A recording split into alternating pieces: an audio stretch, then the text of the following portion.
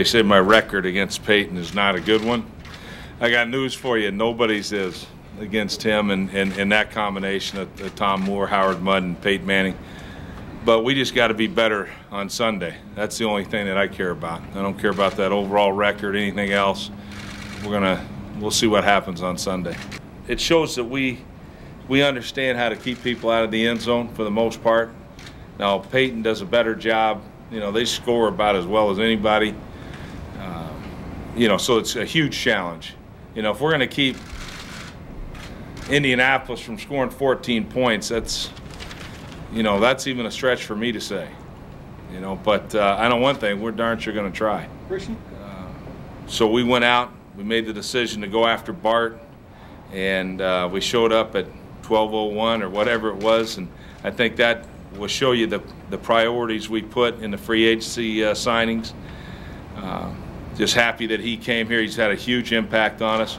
And it wasn't like that when he came in, he never took the locker room over. He was just being Bart, being one of the guys. And I think they all appreciate him now. Sometimes when you bring in, you bring in Jim Leonard as well, you bring in Marcus Douglas,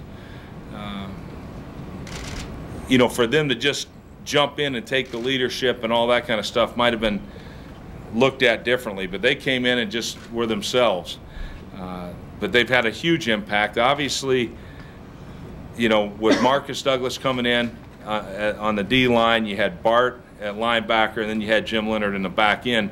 You had three guys that the players could lean on to try to learn this system and to let them know, hey, it's not overwhelming. That it's easy to, once you understand the rules and all that kind of stuff. It wasn't just a coach telling them, but it was the players as well. And I think they realized that, they're just part of this group. They're proud to be New York Jets, and they were proud to be Baltimore Ravens at the time, but they came over here. It was going to be a tough task, but the guys done a great job.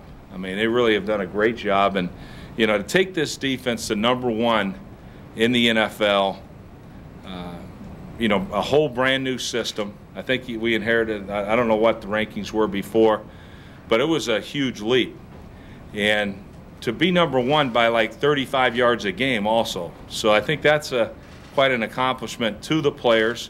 They helped Mike Pettin, they helped Dennis Thurman, Bob Sutton, Jimmy O'Neill. All those guys put this defense in.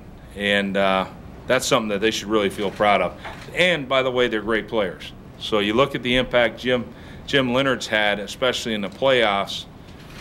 It's just a little guy that all he does is make plays. He's passionate. I think everybody appreciates him. Bart is better known for his mouth, but he happens to be a great football player.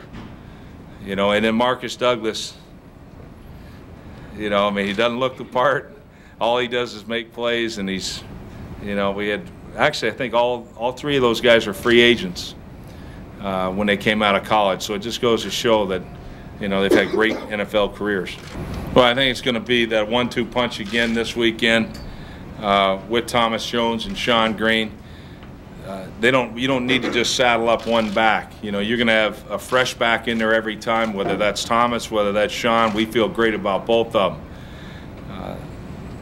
I think they're both outstanding runners. When you look at Thomas Jones, here's a guy that ran for over 1,400 yards, and I don't know how many touchdowns, but a ton of them. And he's just a great back, and he's durable, he's dependable, and he gets the tough yards.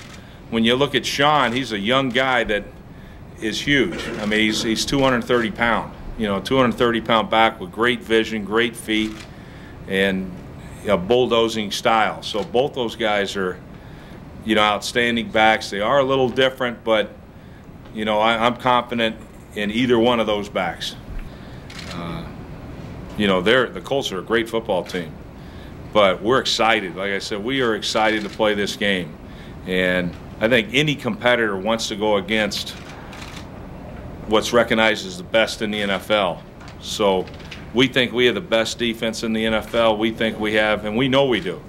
And we know we have the best rushing attack as well. So it's not like, sure, Peyton Manning's the best quarterback in the National Football League. you know, there's a lot of things that they do extremely well, but there's a lot of things we do well, and we're excited about this opportunity, and then the winner goes on and represents the AFC. Right. You're never comfortable, ever, against the Colts. And it's not just Peyton. I mean, they got excellent receivers, you know, Reggie Wayne, and obviously you got Dallas Clark, and they can run the ball as well. So it's, you know, it's a tremendous challenge, but it's one that, you know, I think we're going to be up for. Yeah, we got a puncher's chance like George Foreman would have a puncher's chance. So that's how I look at it. So we don't punch just like anybody. We punch like George Foreman. No, I mean, we're going to be ourselves, and so are the Colts. I mean, Jim Caldwell is an outstanding coach, and you know, I have a ton of respect for him. It's just, you know, we do things differently. You know, if he would be out maybe, you know, more open or something like that, that might be a distraction to his team.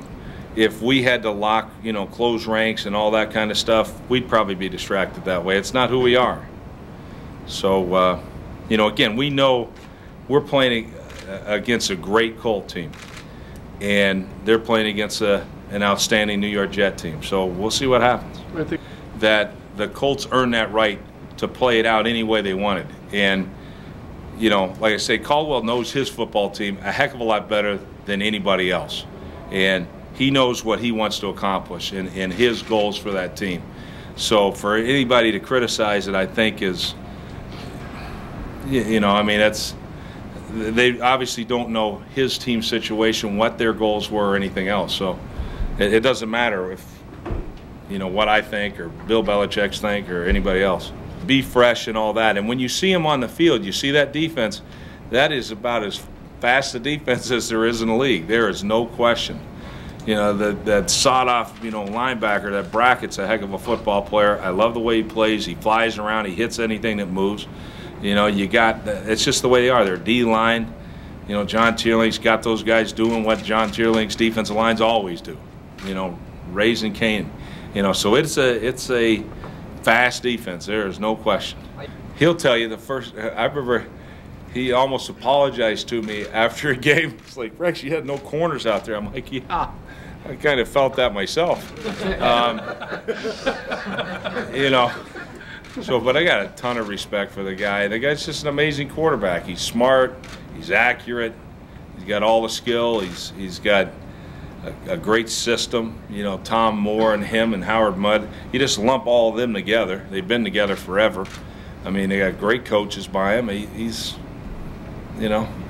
a great quarterback. And he's a great person. But, you know, like I said before, many times getting ready to play him, you know, I don't like him right now. This week I really don't like Peyton Manning. Rex, he said on the conference call that one of your Ravens players brought you to the Pro Bowl a couple of years ago, and that's where he got to know you a little bit. Yeah, I met him then. Who brought you out there, and what do you remember about me talking with Peyton? Well, it's funny because I was brought out there by Peter Boulware before, Michael McCrary before, Sam Adams before, Terrell Suggs.